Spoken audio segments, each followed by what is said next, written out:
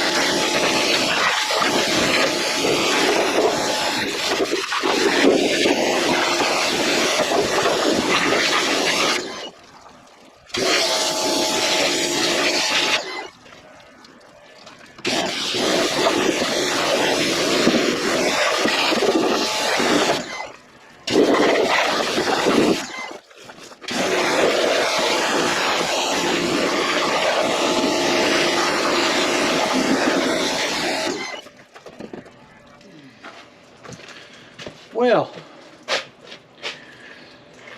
that was a bit messier than I thought, even though I kind of knew it was going to happen. I mean, the thing's been out in LV, which is pretty muddy.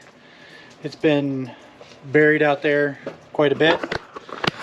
But all in all, it didn't take as long as I thought it would. I'm probably going to have to drop the fuel tank.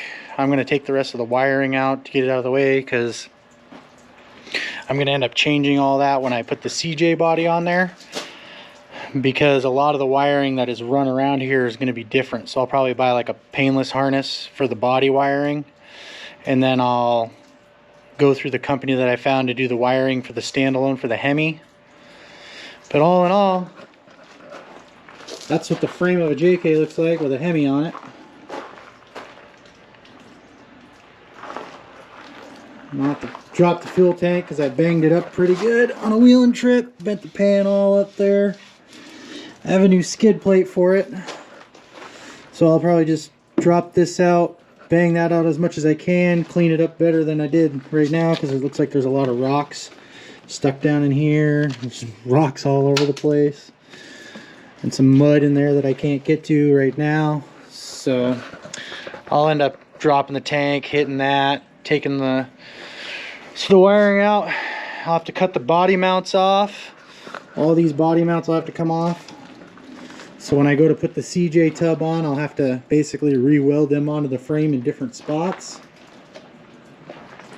I think it'll look pretty cool. It's going to be basically a modified CJ8 when I'm all done. Only difference being that on a normal CJ8, there's way more hang off the back and the front axle's forward, so you have a shorter wheelbase. So I want to keep the long wheelbase, so I'm going to have shorter back and all that. So I think it'll look pretty cool. I may or may not take the axles out, the housings and all that, and clean them up. The front one's pretty good. It's a G2 44, so it don't need a whole lot of work.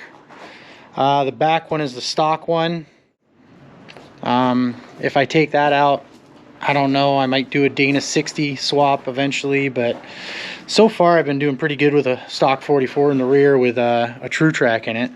488 gears, the front's got an ARB. Maybe I'll pull the transfer case and see about doing a low kit in that, but there's a lot of different things I want to do, but money really comes into play on that. So there you have it. I'll get another video out. I have a surprise coming up that's going to be pretty cool. I'm hoping it's not as bad as it looks, but it's going to be a pretty cool project alongside this. And if you like the videos, please subscribe. I got a lot of stuff coming up that'll be, in my opinion, pretty cool, especially making the CJ fit on this. And I've got some stuff coming for the Gladiator as well, and I have something new coming hopefully tomorrow. Thanks for watching. Please subscribe.